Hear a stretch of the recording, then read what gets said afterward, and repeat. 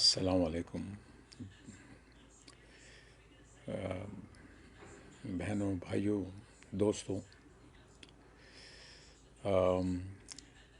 Recently میں یہ Urdu channel ایک سچ والا کے نام سے ہے، کافی پاپولر ہو رہا ہے. اس چینل کا جو انٹرسٹنگ بات ہے کہ اس میں ایک قرآن حافظ جو سعودی عرب میں رہے ہیں اور ماشاء اللہ بڑی نالج رکھتے ہیں، اور کیا ہوا کہ اب وہ اسلام کو چھوڑ کر قرآن کے بارے میں کچھ اس طرح کی باتیں کرتے ہیں، بڑی اسٹرینج ہیں، ویئرڈ سی ہیں. اور اس چیز کو دیکھ کے بڑا دکھ ہوتا ہے کہ اتنی نالج آنے کے بعد انسان جو ہے گمراہ ہو جائے. تو ایک تو بہت بڑی نصیحت تم مسلمان بہن بھائیوں کو دیتا ہوں کہ قرآن کو یقیناً سمجھ کے اور پڑھا کریں. اچھا، اور سچ والا جو ہے ان کی جو پوزیشن ہے وہ بالکل مختلف پوزیشن ہے. ایسی پوزیشن دنیا میں کوئی بھی جو ہے مذہب کے ماننے والے یا کسی بھی نالج کے فائدہ اٹھانے والے لوگ جو ہیں وہ یہ کوئی کرائٹیریا نہیں ہوتا اس طرح سے کہ وہ یہ کہتے ہیں کہ یہ قرآن کے بارے میں بات کریں، قرآن کے اندر بات کریں، قرآن سے باہر نہیں جائیں، کوئی حدیث کی بات نہیں کریں، کوئی ہسٹری کی بات نہیں کریں. تو اس کا مطلب یہ ہے کہ جب ان سے پوچھا جاتا ہے کہ بھئی یہ مسلمان تو یہ بلیو کرتے ہیں کہ یہ قرآن جو ہے وہ رسول اللہ پر نازل ہوا ہے اور انہی کے وجہ سے ہمیں یہ ملا ہے.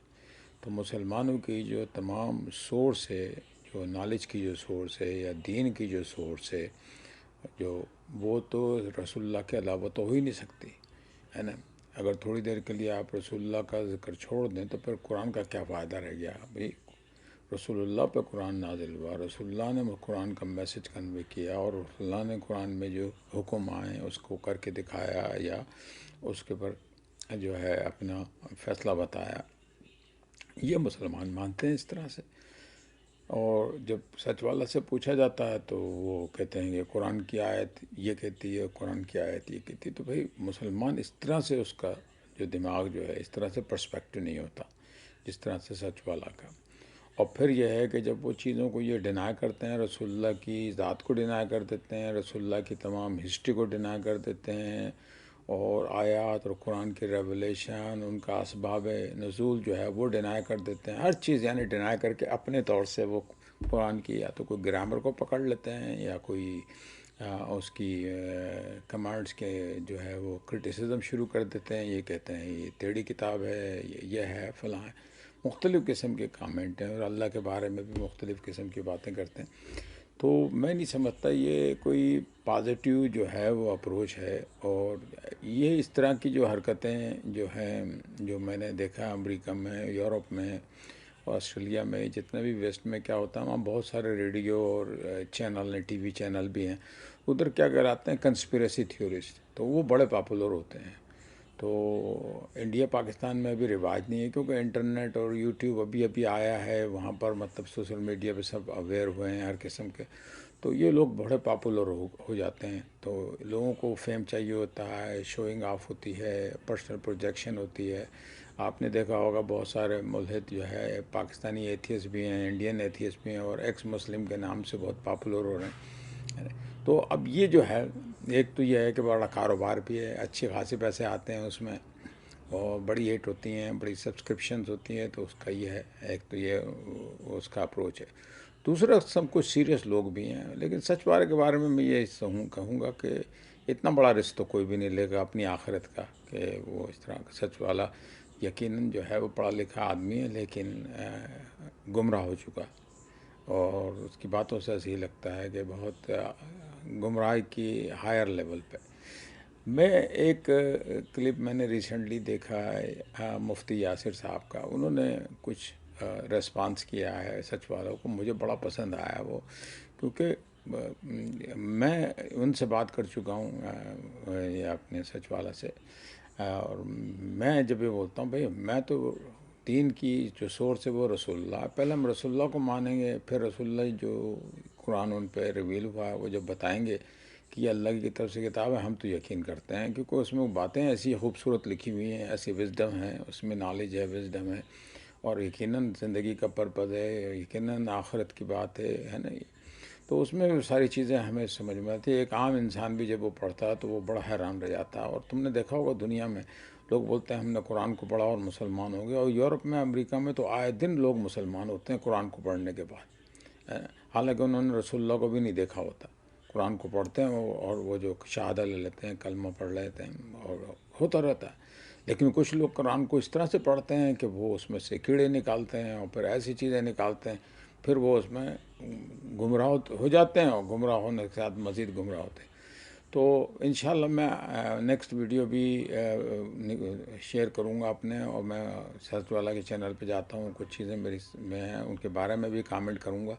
تو یہ میں تھوڑا مفتی یاسر کو میں اللہ ریوارڈ اور میں اللہ یہ ان کے نالج میں اور ان کی مزید اضافہ کرے.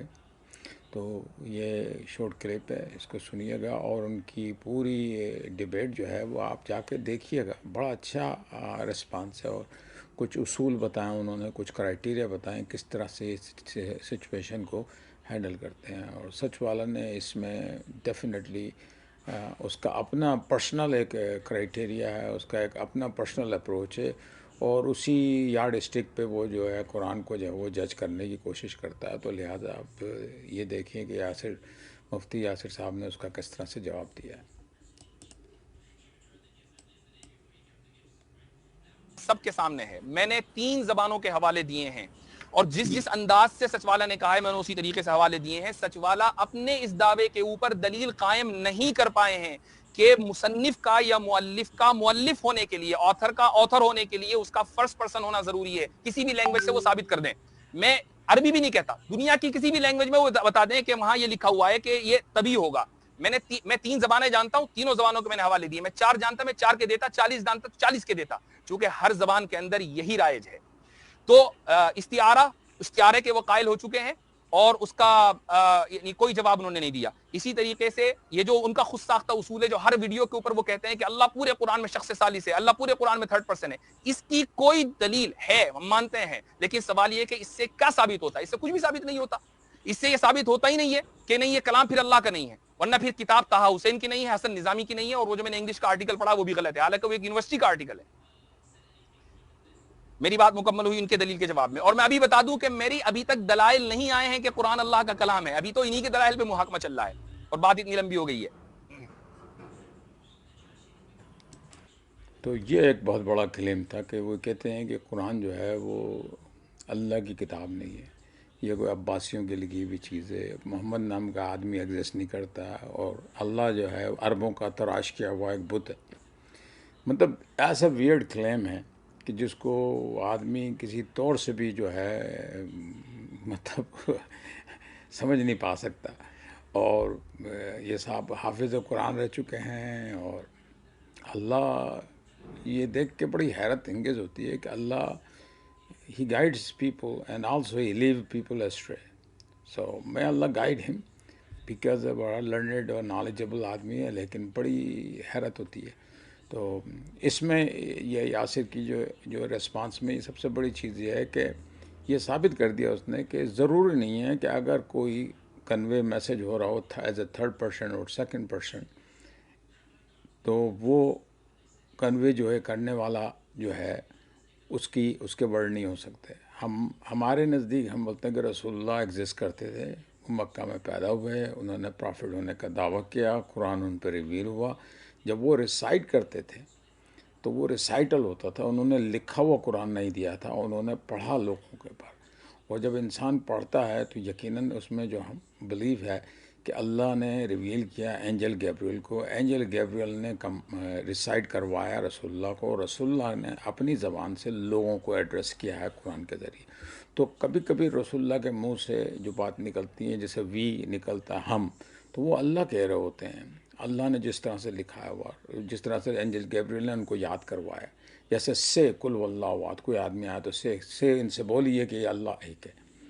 تو یہ جو چیز جو ہے وہ قرآن کا ایک الگ اسٹائل ہے جس سے انسان کو سمجھ میں آتا ہے کہ رسول اللہ کو کوئی ہستی جو ہے وہ سپورٹ کر رہی ہے کسی، اور یہ میسج جو ہے اللہ کی طرف سے آ رہا ہے، رسول اللہ کی طرف کے تھرو، رسول اللہ کے منہ سے جو ہے وہ بات نکل رہی، یعنی اللہ کا کلام ہے اور اللہ کا قول ہے، اور اللہ کا کلام ہے اور رسول اللہ کا قول ہے، یہ بیسیکلی یعنی مطلب ان کی رسول اللہ کے منہ سے باتیں نکل رہی ہیں، اور یہ لیکن کلام اللہ کا ہے، اور اس کو میمورائز کروایا ہے اینجل گیبریل نے۔ تو بڑی سمپل سی بات ہے، مسلمانوں کو یہ بات سمجھ میں آتی ہے کہ بھئی ایسا ہے، اور اگر ایسا نہیں ہے تو کوئی کمپیئر کرو کہ بائبل اور تورا اور کوئی اسکرپچر جہاں جو ہے وہ فرسٹ پرسن اس طرح سے خود ہی آ کے بول رہا ہو، ہے نا، اس طرح تو ہم تو مانتے نہیں کہ کوئی گاڈ انسان بن جاتا ہے اور اپنے آپ کو بولے کہ میں اللہ ہوں۔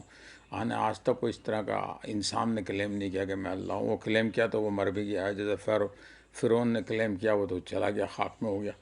تو ایسا نہیں ہوتا، سچ والا کو جو ہے وہ ایسا کرائٹیریا یا تو پروڈیوس کرنا پڑے گا جس کو ایکسیپٹیبل ہو دنیا میں تمام جو ہے وہ ایکسپرٹیز کو، کہ ہاں بھئی یہ قرآن جو ہے وہ اللہ کی طرف سے نہیں ہے، کوئی نہ کوئی کرائٹیریا۔ اس وقت تو سچ والا کا اپنا کرائٹیریا ہے، وہ ان کا اپنا بنایا ہوا ہے کرائٹیریا ہے، اور ان کا اپنے بنائے ہوئے ایک یارڈ اسٹک ہے، اس کے تحت یہ کہتے ہیں قرآن اللہ کی کتاب۔ اب جو بھی سچ والوں کو اتھارٹی مان لیں تو پھر وہ مرضی ہے ان کی، لیکن ایسے تو کوئی پروف نہیں ہوتا کہ بھئی سچ والا کون سی اتھارٹی ہے، کس نے ان کو اتھارٹی بنایا ہے کہ بھئی یہ وہ جج کریں گے قرآن کو۔ اچھا، السلام علیکم۔ انشاءاللہ میں نیکسٹ ویڈیو جو ہے اس کے کلپ جو ہے وہ شیئر کروں گا، میں جاتا بھی ہوں ان کے چینل پہ، تو میں کچھ اگر ٹاپک میرے دماغ میں آئے تو پھر میں آپ کو جو ہے وہ شیئر کروں گا۔ تو سبسکرائب کیجئے انشاءاللہ آہستہ آہستہ، اور آپ کوئی کامنٹ بھی دیجئے اس کو مزید کس طرح سے جو ہے وہ ہمارا مین پرپز یہ ہے کہ مسلمان بھائی جو ہیں اور بہنیں جو ہیں وہ گمراہ ہونے سے بچیں، ہے نا۔ یہ بہت امپریسو ٹاک ہے اس کی، ہے نا، اس کا آرٹ بھی ہے، لیکن اس کا مطلب یہ نہیں ہے کہ اسلام جو ہے، ہمارے اسکالر جو ہیں، ہمارے مفتی اور ہمارے علماء جو ہیں، ان کے پاس آنسر نہیں ان چیز کا، یقیناً بہت بڑا آنسر ہے، بہت سے چیزیں مسلمانوں کا ایک نالج جو ہے، اوشن آف نالج ہے، دنیا کا کوئی ریلیجن مسلمانوں کے قریب نہیں ہے، مطلب اسلام کی ٹکر پہ نہیں آ سکتا، ہے نا۔ اسلام واحد ریلیجن ہے، اسلام is truth, no doubt about that. اور یورپ اور امریکہ میں آئے دن لوگ روزانہ مسلمان ہوتے ہیں، میں خود دعویٰ کرتا ہوں، اور میرے ہاتھوں کئی مسلمان ہوئے ہیں الحمدللہ۔